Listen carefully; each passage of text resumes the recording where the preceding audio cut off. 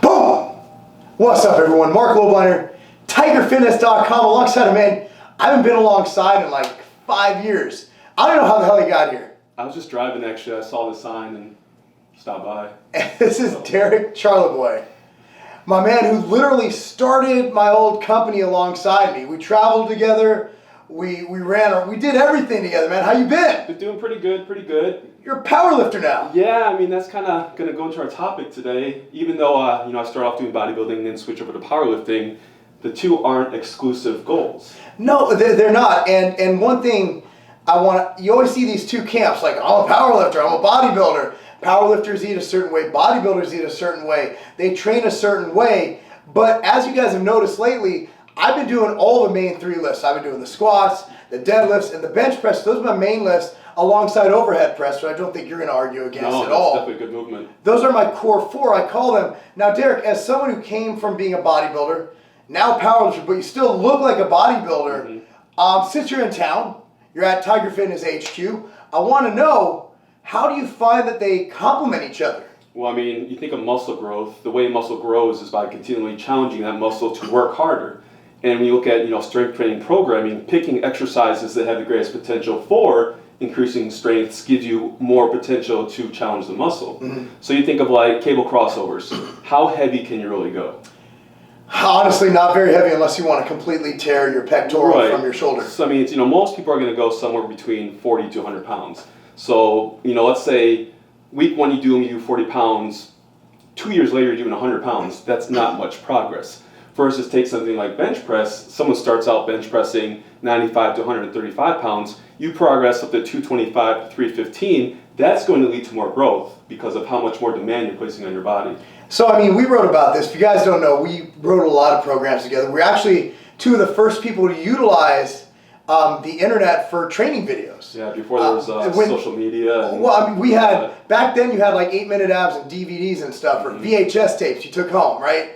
We were the first ones alongside another internet company to really get behind that. So we're not spring chickens at this, but one thing that we always talk about since we started is progressive overload. And I think a lot of bodybuilders miss the boat without doing a progressive scheme like powerlifters do. Right. Yeah, so I mean, if you're going into the gym, you're like, I'm going to train chest, I'm going to do these exercises, but you don't vary up the rep scheme or the sets or the weights you're using, the intensity. And every week you just go and you say, I'm going to do 5 chest exercises, and there's no progression, you're not going to progress as well as if you have a training block with a specific goal. For example, you could do like linear periodization where, week 1 maybe sets of 8, week 2 sets of 6, week 3 sets of 4, week 4 sets of 2.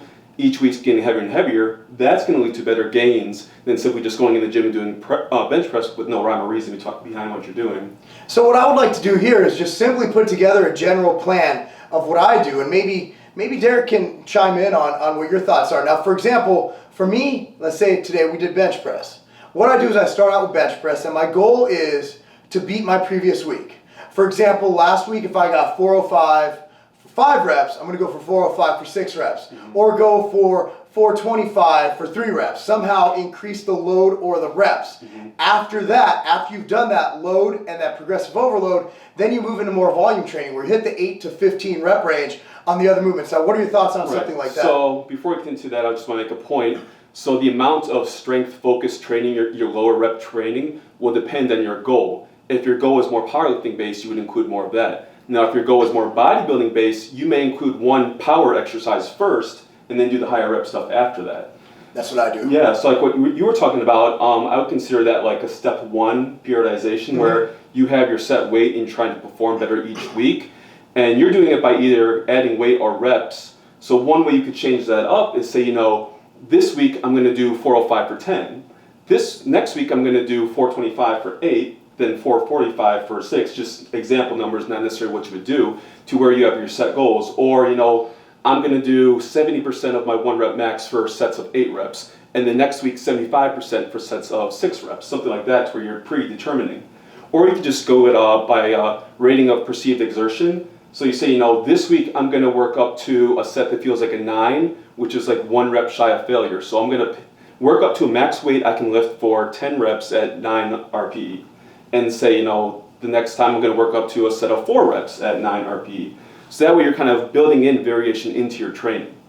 And I think that's something we all can benefit from. And if you're building a program, definitely don't shy away, because the best way to hit your chest, bench press. Right. Best way to hit your legs, squat. Right. Best way to hit your back. If you don't think back works your lats, how the hell did I strain my lat on a deadlift the other week? Yeah. And the best way to work your delts, overhead press. Right. So then, like I was saying, if you're a powerlifter, you might do something like a bench press, a close grip bench press, and a military press in a workout, more strength training or strength focused training. If you're a powerlifter, you could do something like bench press, incline dumbbell press, cable flies, more isolation type exercises. So it really just depends on what is your primary goal as to what exercises and sets and reps you're going to use. And if you guys didn't know, back when I first started competing a while ago, Derek actually helped coach me into shows. So Derek currently does coaching. So Derek, before we sign off, let everybody know about what you do, who you are, and where they can contact you. So actually I started doing online coaching about 11 years ago, I think. You can find me at www.pr-breaker.com. PR, personal record. So, my clients, again, no matter what your goal, you're focusing on performance and performing better than you did the previous workout or previous month. PR breaker. So it's all about progression in your performance. And I mean, that's basically what this topic is about, is training for performance more than just going into the gym without a set goal. Because if you have a set goal for your workout, you're going to get better overall progress over time. There you go, man. Thanks for joining us. Man, thanks for having me today. We're here, baby. Appreciate you guys watching. Again, visit his stuff. Links down below. That's not a game. Not a game.